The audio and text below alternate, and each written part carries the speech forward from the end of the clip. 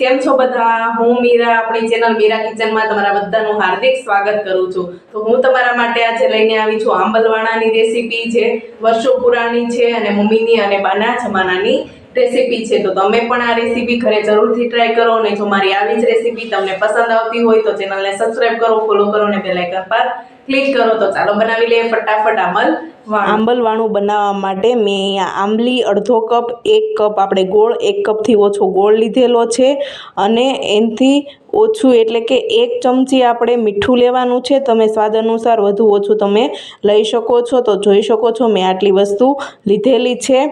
હવે આપણે અહીંયા એક તપેલી લઈશું, તમે બાઉલ કે ગમે તે વસ્તુ લઈ શકો છો। આમાં આપણે જે આંબલી લીધેલી છે અડધો કપ તે એડ કરીશું, અને આપણે 1 થી ઓછો કપ એટલે કે પોણો કપ અહીંયા મેં ગોળ લીધેલો છે, જોઈ શકો છો તે એડ કરવાનો છે।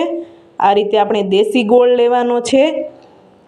આ રીતે આપણે ગોળ એડ કરી દઈશું, અને મીઠું 1 ચમચી જે આપણે લીધેલું છે તે એડ કરી દઈશું।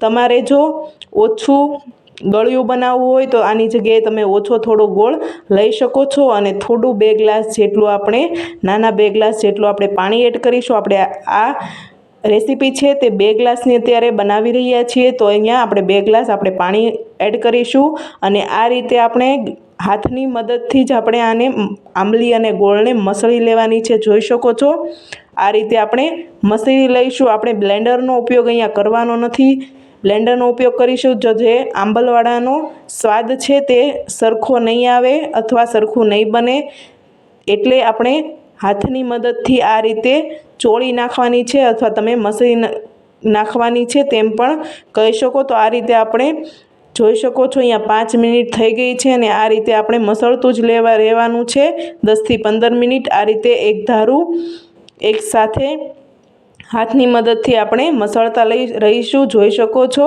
જે આ આંબલવાણું છે તે ગરમીમાં ખૂબ જ જરૂરી છે, અને વર્ષો પુરાણી આ રેસીપી છે। તો તમે પણ આ રેસીપી ઘરે જરૂરથી ટ્રાય કરો, અને બા અને મમ્મીના જમાનાની રેસીપી છે, અને આ રેસીપી ગરમી સામે પણ રક્ષણ આપે છે। તો જરૂરથી ટ્રાય કરો, અને ગરમીમાં ઝાડા ઉલટી અથવા પેટમાં અવનવી જે બીમારીઓ છે તેના સામે પણ રક્ષણ આપે છે। ગોઠણના દુખાવા અથવા કમરના દુખાવા સામે પણ આ જે આંબલવાણું છે તે રક્ષણ આપે છે, અને પગના અને ગૂંઠણના દુખાવા થતા નથી। તો જરૂરથી ટ્રાય કરો આ રેસીપી, અને જોઈ શકો છો આપણું આ રીતે આંબલીમાં સાવ વ્હાઈટ કલરની આંબલી થઈ જાય, જોઈ શકો છો સાવ આપણે જે આંબલી બનાવી છે તે વખતે સાવ આંબલીમાંથી આ રીતે નીચવાઈ જાય, પાણી નીચવી લેવાનું છે 10 થી 15 મિનિટ। આ રીતે આપણે હાથથી મસળીને આ રીતે આપણે હવે હાથની વડે પાણીનો ભાગ કાઢીને આ રીતે આપણે લઈ લેવાની છે। આંબલીના જે છલોતરા તમે કહી શકો તે આપણે કાઢી લેવાના છે, આ રીતે નીચવીને હાથની મદદથી। જોઈ શકો છો સાવ આંબલીમાંથી આંબલીનો ભાગ જે ખાટો હોય છે તે નીકળી ગયો છે, અને આ ચાલોતરા હોય છે તે વધેલા છે, અને આ રીતે આપણે એને કાઢી લઈશું હાથની મદદથી। તો આ રીતે આપણે કાઢી લેવાના છે બધા જ, આપણે આ રીતે પાણીમાંથી કાઢી લઈશું। તો હું તમને બતાવું છું કેવું આ રીતે વ્હાઈટ કલરનું સાવ આંબલી આપણે છેલ્લે વધેલે છે તે આપણે હવે આને આપણે નાખી દઈશું। તો હવે આને આપણે ગાળી લઈશું।